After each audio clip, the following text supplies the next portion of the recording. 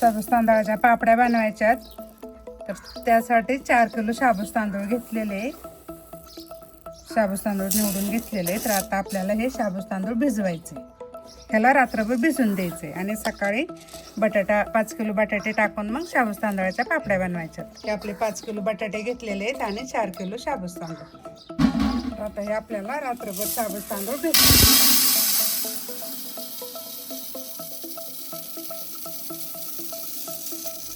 चांगलं स्वच्छ धुवून नंतर पाणी भरून ठेवायचं.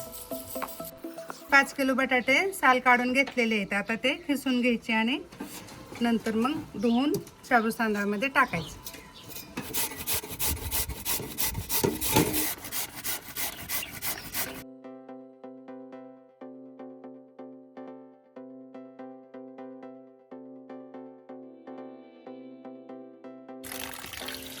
खीस चांगला स्वच्छ धुवून घ्यायचा बटाट्याचा. बटाट्याचा खीस चांगला धुवून झालेला आहे. आता त्याच्यामध्ये टाकून घेऊ आपण. शाबूस तांदूळ स्वच्छ धुतलेले आहे. आता ह्याच्यामध्ये पाणी भरून ठेवायचं. आपल्याला पापड्या बनवायच्या असल्यामुळं पाणी कमी जास्त असेल तरी चालतंय, कारण पातळच करायचे. त्यामुळं पाणी भरपूर ठेवलं तरी शाबूस तांदूळ चांगला फुगून वरती येते. पाणी उकळलंय. आता त्याच्यामध्ये मीठ टाकायचं. चवीपुरतं टाकायचं.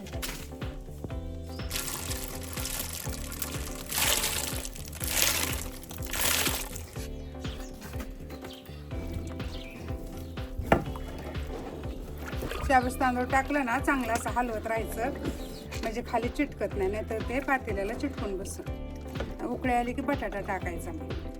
अगोदर बटाटा टाकला तर ते जास्त गाळ होईल शिजून. उकळी आल्यानंतर टाकायचं.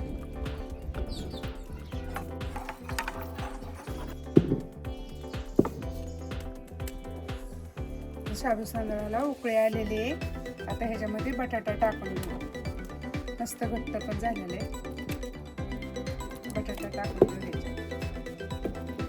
सारखं हलवत राहिलं म्हणजे असं चिटकत नाही. अजिबात नाही चिटकलेलं पातेल्याला आपलं, कारण सारखं चाटू फिरवायचं चालू आहे ना. त्याला जास्त मेहनत म्हणजे हे चाटू फिरवायचंच आहे, बाकीचं काही एवढं नाही त्याच्यात. ते नाही फिरवलं की डायरेक्ट पातेल्याला पकडून बसते शाबूस तांदूळ. म्हणून सारखं टाकल्यापासून सारखं असं चालू ठेवायचं.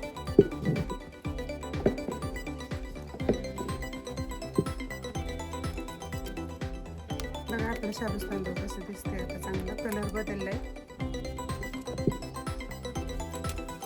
छान कलर आलाय.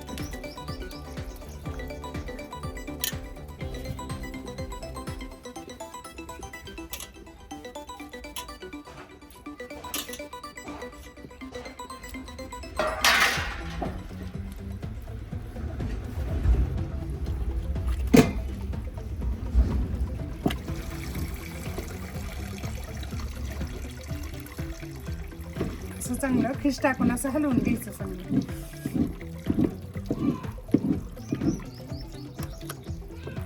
एकजीव करायचा चांगलं हलवून. बटाट्याचा खिस चांगला मिक्स झालेला आहे. थोडी एक उकळी आली की ह्याच्यामध्ये परत लागेल तेवढं पाणी घालायचं. आता आपलं चांगलं आहे एकसारखं झालेलं आहे. ह्याच्यावर 5 मिनिटं झाकण ठेवा. आता उकळी येतोपर्यंत.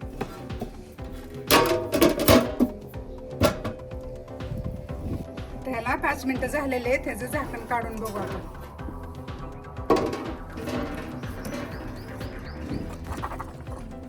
त्याच्यामध्ये पाणी घालायला लागते, तर थोडंसं एक पातेलं आपण छोटं पाणी घालून घ्यायचं. आता आपण ह्याच्यामध्ये पाणी टाकले ना, हे एकसारखं हलवून घ्यायचं. म्हणजे किती पातळ होते ते बघून आपल्याला पापड्या घालायला असं करायचं.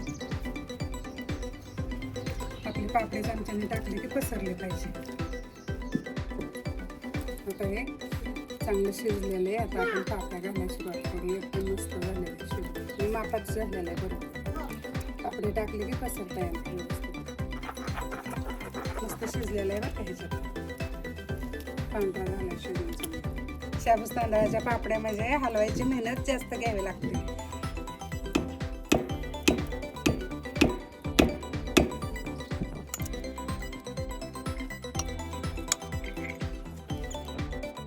असं थोडं थोडं पातेल्यात घ्यायचं आणि नंतर पापड्या करायला सुरुवात करायची. एकदम पातेलं उतरून घ्यायचं नाही, थोडं थोडं घ्यायचं, झाकण ठेवायचं परत राहिलेलं, म्हणजे गरम राहतं चांगलं. अशा छोट्या छोट्या पापड्या टाकायच्या.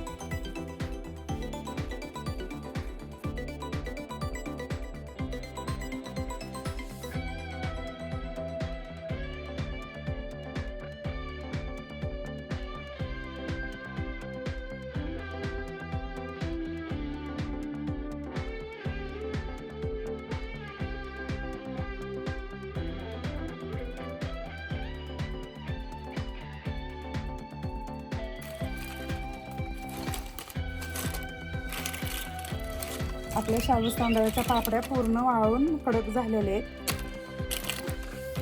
पूर्ण तयार झालेले आहेत. आता भरून ठेवल्या तरी काय हरकत नाही. आणि त्यासाठी अगोदर आपण ह्याला तळून बघू. त्या पापड्या वर्षभर राहतात, त्या अगदी चांगल्या व्यवस्थित ठेवल्या ना वर्षभर अगदी मस्त राहतात आणि फराळाला म्हणेल तेव्हा आपल्याला बाहेर काढता येईल. आजी काय काय बनवते? मी काय बनवते सांगू तुला? मी पापड्या तळते, तुला द्यायची. बर,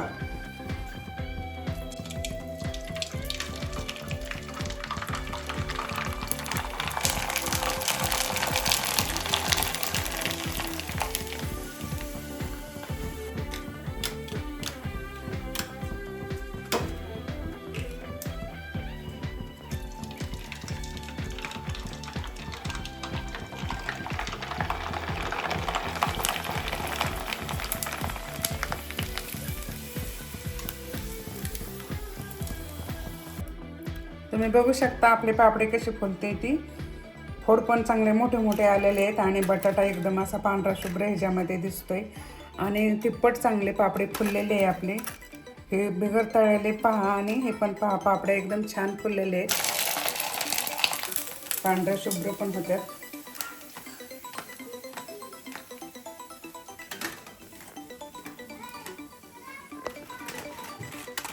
त्या पापड्यामध्ये आपण फक्त मीठ आणि बटाटा टाकलेला आहे. तर आपल्याला तिखट पाहिजे असेल तर ह्याच्यावरती आपण मिरची पावडर टाकून घ्यायची, नसेल तर आहे असं खाल्ले तरी चालेल, ज्याच्या त्याच्या आवडीने. ह्याच्यावरती अशी थोडी थोडी मिरची पावडर टाकायची आणि आणखीनच टेस्ट वाढते तिची. मग लहान मुलांना ह्यांना असं मिठाची पाहिजे असेल तर मग असेच ठेवायचे. Subscribe now and press the bell icon.